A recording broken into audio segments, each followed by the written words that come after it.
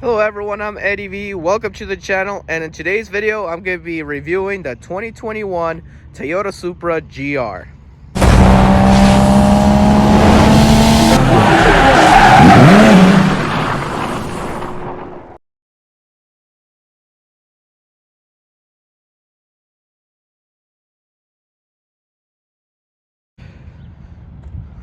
Alright guys, so let's talk about the 2021 Toyota Supra GR. It is just a gorgeous looking car from Toyota. We personally thought it would be their concept car, which will have a totally different engine, but that's still okay. It still looks gorgeous. I like how they did it. Kind of almost resembles the old Supra, but at the same time not. I find some similarity into it, like the front end. I'm not sure if everyone can see it. There's probably gonna be a lot of hate for this, and people are gonna not like me in this not like me in the comments on this video. And this is a GR, which stands for Gazoo Racing from Toyota instead of Toyota Racing Development. It's their new racing division. And yes, you got twin exhausts. Looks like you got a brake light, I think, here. Not sure, guys. Might get enough hate. Might get some hate that these are brake light. No, that's a reverse light. So that's probably a reverse light. Not 100% sure. Anyway, guys, just let me know what this is. But anyway, let's go on with the review. I love how the front end looks with the arrow down there, with the splitter. And I also love how the lights are all LED. Beautiful, gorgeous LED lights on every angle of the car. And I love this flow that goes over the top. Look carefully at the top here. This flow right here is aerodynamic. Look very closely how it's designed for airflow and downforce. So you can see that. Love the rear end, that's how it looks. I love the wheels here. The wheels are not boring and ugly. I mean, yes, I would change up the wheels if I bought this car because I'm a car enthusiast for my own liking. But the wheels are not boring from Toyota. I actually would enjoy these. Keep in mind here, guys, what I do like is they have carbon fiber rear view mirrors. Look carefully at it, guys. Carbon fiber rear view mirrors. Love the detail put into it. And this is a very gorgeous, beautiful color white from Toyota, which is probably pearl. And this is what the lights look like turned on. Beautiful LEDs.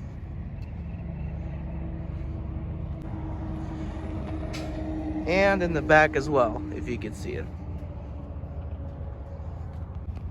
Enough about the exterior of the car. Let's go ahead and talk about the engine. Fun fact, guys, to open this engine, you have to pull, or not open the engine, to open the hood, you have to pull on this twice in order to unlatch the hood and get into the engine. Okay, guys, this is a straight six engine. Produced not by Toyota, but actually BMW. But here's a little twist. This is an engine made by BMW, but engineered by Toyota, basically, because they made it super reliable. And yes, guys, this Toyota is the same engine you'll find in the Z4 BMW. But guys, with this straight six engine, which is twin turbo, it produces 365 horsepower and 368 pounds-feet of torque. That does 0-60 in 3.8 seconds. Very hard to believe. Haven't test drove it to find out if it actually does that, but that's what actually Toyota claims. Not only that, guys, keep in mind this is a reliable BMW now, technically, because it's re-engineered by Toyota. Okay, guys, so after I explain about the engine, it's time to see what the trunk looks like in the Toyota Supra GR. Okay, guys, so here's what the trunk looks like. Wow, it's more room than I thought. So you can basically put stuff on the top here. And you can also put stuff on the bottom here. Let's see what we have here for ourselves. Is there any repair kits for it? Like, no, as far as I know, no spare tire. So if you do have something, it's going to be a fix-a-flat. Let's go take a look what's in here. So where all the fuses are, then the tow hook, and it looks like there is a fix-a-flat kit in there. Honestly, guys, this interior is not interior, this space for the trunk is big. One thing I don't like about newer cars is they have fix-a-flats instead of spare tires. A lot of times if a tire blows, you're still screwed. But anyway, that's what it looks like in the trunk area. All right, so time to climb inside and tell you about the interior. But before we do that, it is time to display the exhaust note in the startup.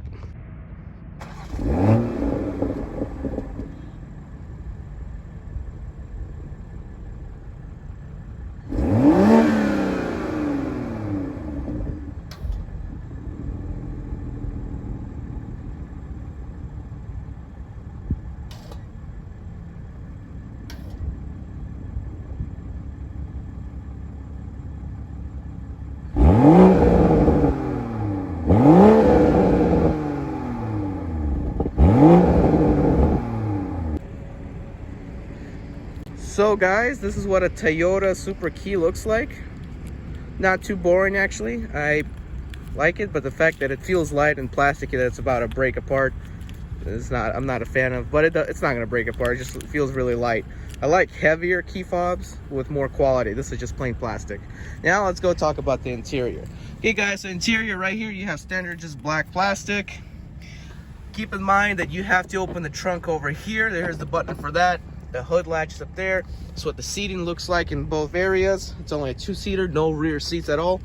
Climb in, you got to be a little careful because I already hit my head a couple times. You have to either adjust your seat or shift your head out.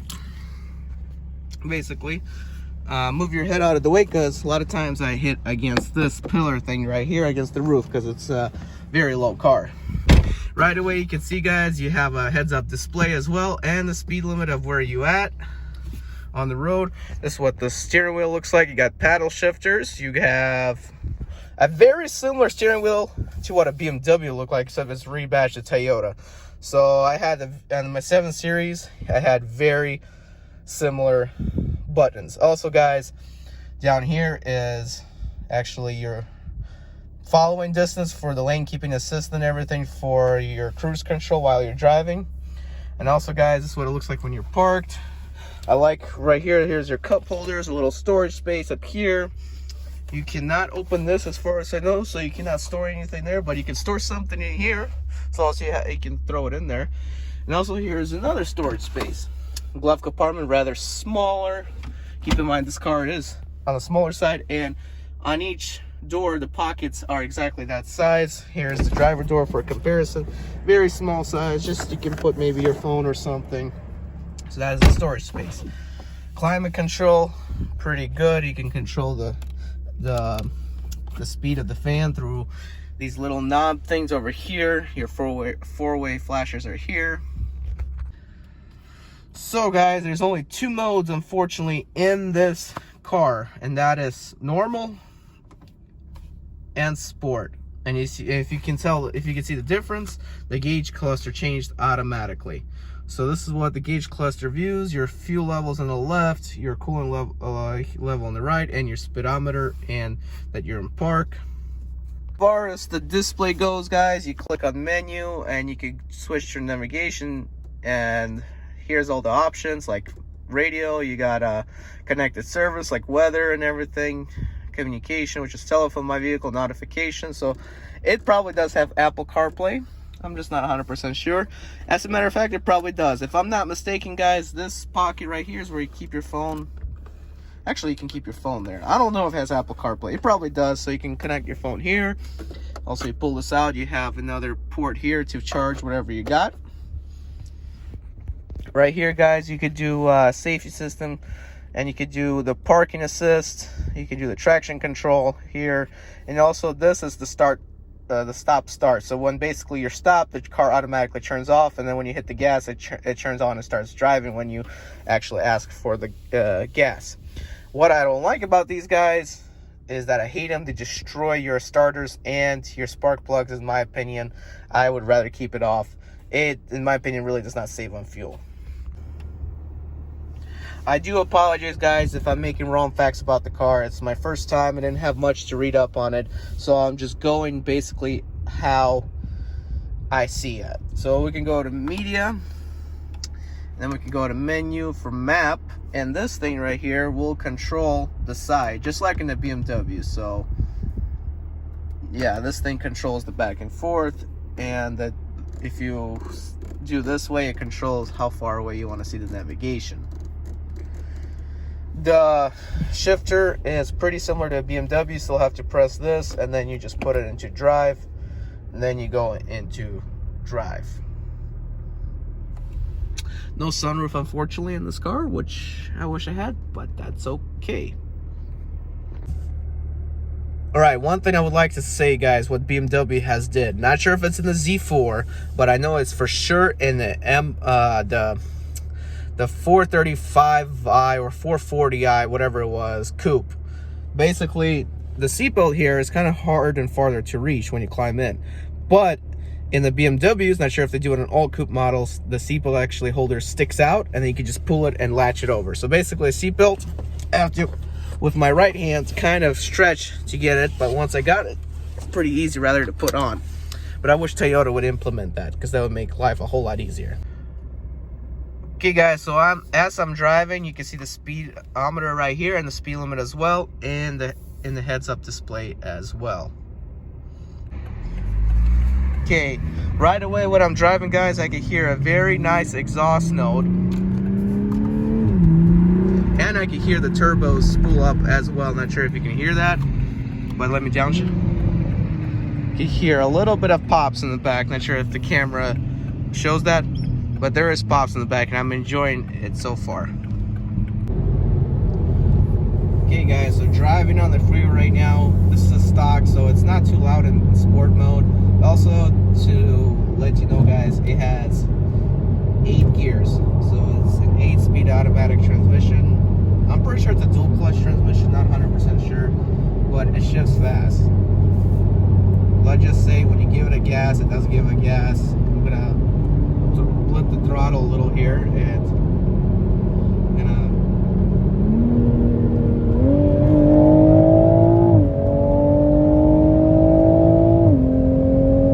it's definitely a dual clutch transmission right there. I did an acceleration, and the car is very fast. I don't feel a lot of throw down into your seat kind of power for some reason. I feel more of a more pure form of power. It is fast, but it doesn't like throw you back to the seat as the 370Z that I test drove. And it does have very smooth shifts. I like the exhaust note. They'll be better, of course, straight pipe. But yeah, that's how it is so far driving. Comfort-wise, it is not rough. It's a lot smoother than a lot of cars. And I enjoy, so far I'm enjoying driving it.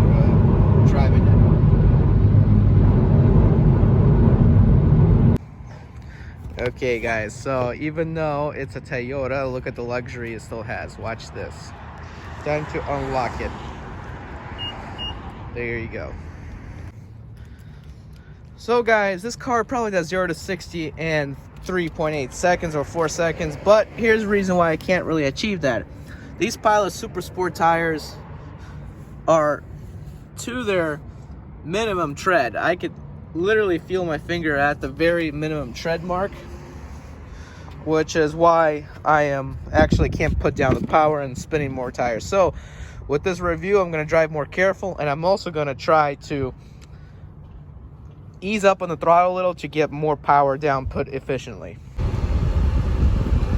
So, guys, I did the reviews. Is not active. Okay, be quiet. All right, guys, so the review is not over. This car does have a nice interior. It's not a bad interior at all. Just I wish Toyota would have not made it resemble a BMW too much, because it does resemble a BMW a little.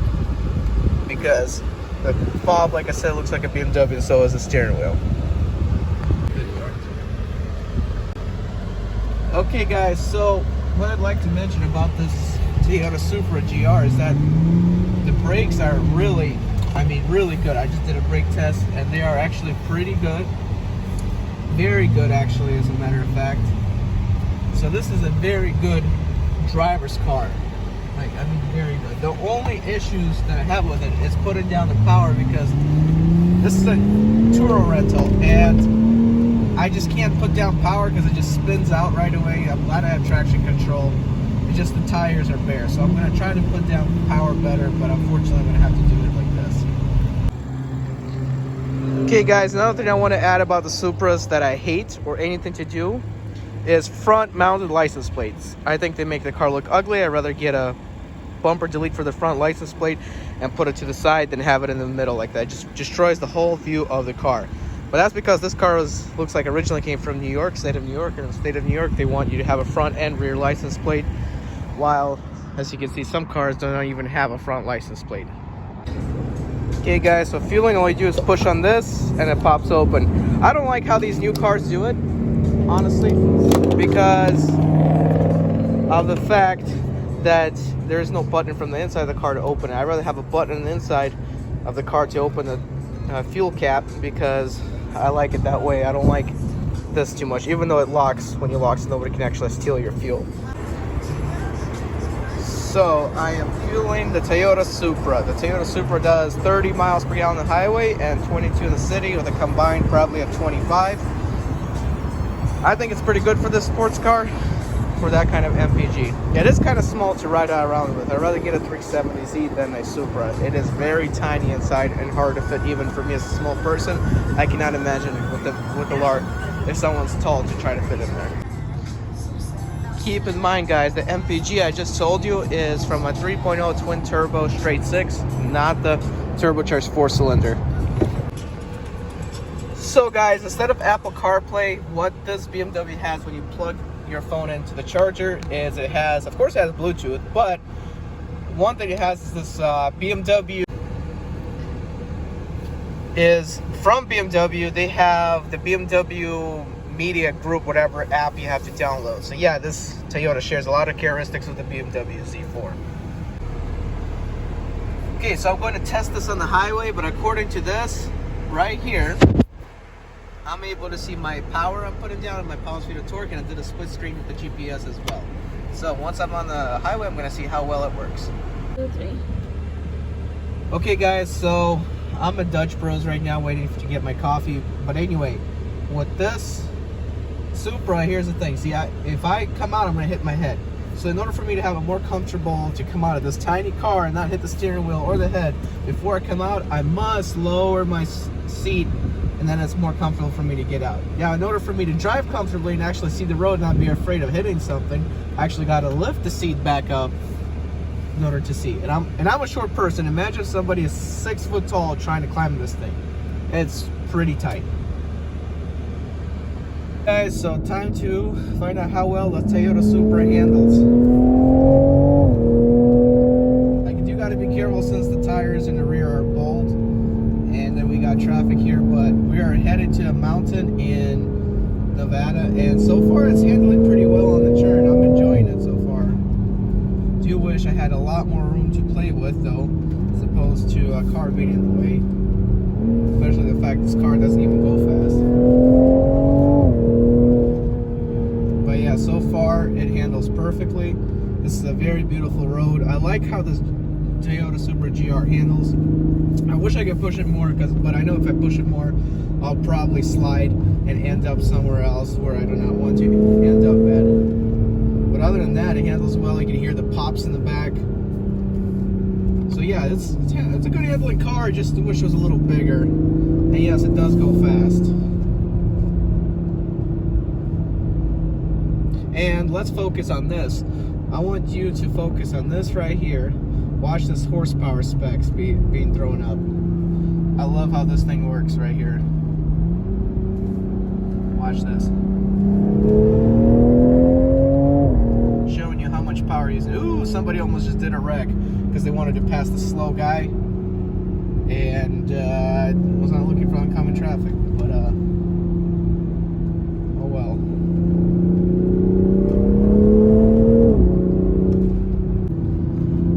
Okay guys, so finally alone, not gonna push it too hard, and I'm enjoying the Supra so far. very fun car to drive. Could be scary sometimes, but it's really not. It does love to take corners really well. And there's another trail here. But we're going higher up. Got to be careful, make sure, watch out for people, hikers and stuff. But it does do very well on corners. It's very fun, and I mean a fun car to drive. Would I buy it? Yes, I would buy it, but I would make sure my tires are always in good condition, unlike what's going on over here. Nice peak to take a look at, and yeah, this is a fun car to drive. I'm pretty sure with these tires, very easy to do donuts, but I ain't gonna attempt it. Okay guys, so this Toyota Supra is MSRP, starts off at around $51,000. You can range up to $60,000 for all the options added. In my opinion, this price is worth it if you can sacrifice space, because with space, even if you take your girlfriend or wife out, you might be complaining or not, it all depends. But even for me, it's small. So that is about the Toyota Supra. Now, this does have a BMW engine in it, which is a straight 6 twin turbo 3.0. What I do like about BMW engines, and since the Supra has a BMW engine that's reliable, you can easily modify this BMW. So I would buy it if I had the cash, but would I? No, I'd actually buy the new 400Z or the older 370Z and modify it, because I think you can do a lot more potential than with the Supra. Overall, this is a very good car. Reliable, smooth, it's not as hard riding, and you can feel the road and respond to how the car performs. Also guys, keep in mind that what I want to say, this car can spin the wheels pretty fast. So basically, if you're buying it, make sure you got good tires and good tread in the tires. And if you don't have good tread, then go ahead and swap them out, because with this car, watch, I'm gonna floor it right over here and it's gonna spin right away. Like, it spins, but now I gained some traction. So basically, make sure you do have good tires. Alright guys, this has been a review of the 2021 Toyota Supra GR, and I'll see you next time. Not canceled. Guys, I'm Eddie B. 2004 turn right.